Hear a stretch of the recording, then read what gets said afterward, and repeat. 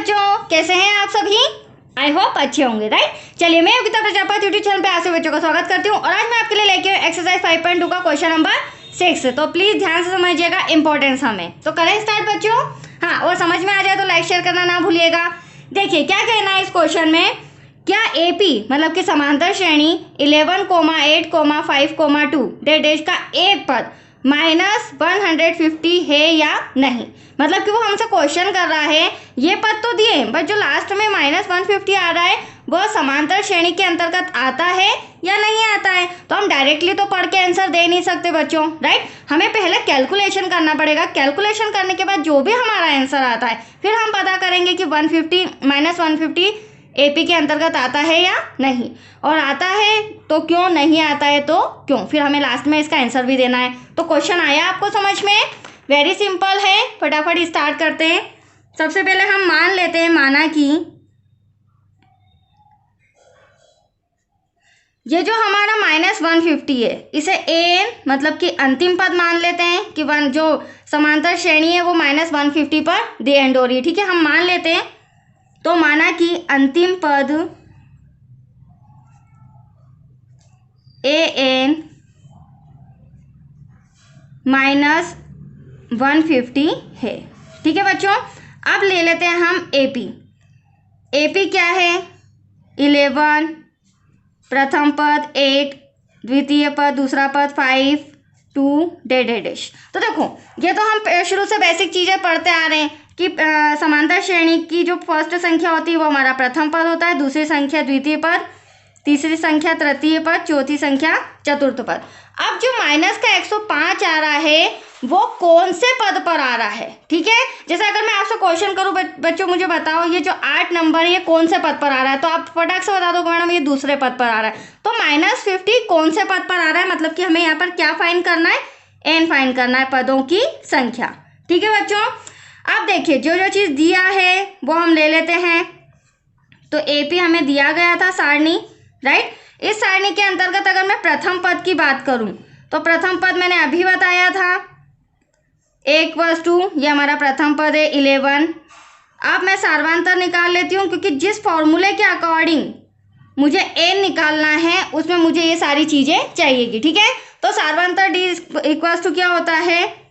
आगे वाली संख्या में से पीछे वाली संख्या माइनस करना, मतलब कि a2 में से a1 माइनस करना। a2 आप देख रहे हैं 8 है बच्चों, 11 कितना है माइनस का, सॉरी ये संख्या कितनी है 11, वो भी माइनस की, ठीक है।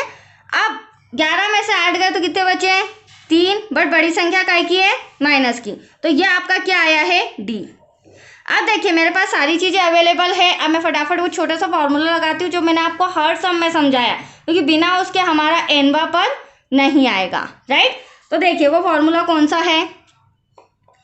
एन इक्वल्स टू अंतिम पद इक्वल्स टू प्रथम पद प्लस पदों की संख्या -1 और डी मतलब कि सार्वंतर। अगर आप इस अकॉर्डिंग एक्सप्लेन करके इसे रिटर्न करेंगे तो आपको इजीली लर्न हो जाएगा, ठीक है। अब हमारे को अंतिम पद हमने क्या माना है? माइनस का 150, तो एन के प्लेस पर हम 150 लिख देते हैं, राइट बच्चों। तो यहाँ पर 150 माइनस का इक्वल्स टू ए प्रथम पद अभी आपके सामने 11 जो कि समांतर श्रेणी से हमने पता किया, माइनस एन सॉरी एन -1, तो एन तो हमें फाइंड करना है, डी हमारा माइनस का 3 क्योंकि इन दोनों के बीच इंटू है तो यहाँ पे भी ब्रैकेट में आ जाएगा। अब अगली स्टेप है माइनस का 150, तो ऐसा का ऐसा, प्लस का 11 इधर लाके हम रिटर्न करेंगे तो माइनस का हो जाएगा क्योंकि यहाँ प्लस का था, बराबर के इधर आया तो माइनस का हो गया। अब इन दोनों के बीच क्या है? मल्टीप्लाई, ठीक है। तो -3 का मल्टीप्लाई एन में फिर 3 में, तो -3 का एन में करेंगे तो -3n, फिर -3 का -1 में करेंगे माइनस माइनस प्लस, 3 1 जा 3। कोई डाउट बच्चों? चलिए आगे कंटिन्यू करते हैं। माइनस माइनस होगा प्लस बट साइन माइनस का आएगा, मैंने आपको पहले भी समझाया था। माइनस माइनस होता प्लस है बट साइन माइनस का, तो 1 5 4 1 6 और साइन आ जाएगा माइनस का। यहाँ पर माइनस का 3n और प्लस का 3। अगले स्टेप में प्लस का 3 इधर आके ये भी क्या हो जाएगा बच्चों? माइनस का हो जाएगा क्योंकि प्लस का है। अगर आपको साइन से रिलेटेड रूल्स क्लियर हैं तो आपको इसमें दिक्कत नहीं आएगी, ठीक है। अब यहाँ पे हम माइनस माइनस क्या कर देते हैं? प्लस, बट साइन आ जाएगा माइनस का। अब यहाँ भी माइनस कैंसिल कर दिया, ठीक है। अब हमें nवां पद निकालना है, तो 164 डिवाइडेबल बाय 3 और इधर n। अब अगर मैं 3 से इसे कैंसिल करूं, ध्यान से समझना, अगर मैं 3 से इसे कैंसिल करूं तो डायरेक्टली मतलब प्राकृत संख्या जैसे 50वीं 16वीं इस तरह की संख्या नहीं आएगी। मैं आपको पहले ही बता देती हूँ, मैं सॉल्व भी कर देती हूँ। इसको इस तरह से हम लिख सकते हैं 164 डिवाइड में 3। डायरेक्ट सॉल्व नहीं होगा, सॉल्व होगा बट आएगा उसका आंसर पॉइंट में। तो इतना तो आपको बेसिक नॉलेज है बच्चों। जो पदों की संख्या आती है वो क्या कभी पॉइंट में आती है क्या, या इस तरह भिन्नात्मक डिवाइड में आती है क्या? नहीं आती है। इसका मतलब ये हुआ कि जो माइनस का 150 है ये किसी पद पर नहीं है, क्योंकि अगर होता तो 50वां पद आता, 16वां पद आता, 5वां पद आता, इस तरह पदों की संख्या आती, जैसे मैंने यहाँ पर आपको समझाया था कि नहीं, इस तरह पदों की संख्या आ जाती जिसे हम प्राकृत संख्या बोलते हैं, राइट। बट यहाँ तो आप देख रहे हैं डिवाइड में भी आ रहा है प्लस पॉइंट में भी आ रहा है, तो ये हमारी प्राकृत संख्या नहीं है। इसका मतलब जो माइनस का 150 है वो समांतर श्रेणी के अंतर्गत नहीं आता है। तो हमें रीज़न बताना पड़ेगा क्यों। यहाँ मैं लिखवा रही हूँ, ध्यान से समझना।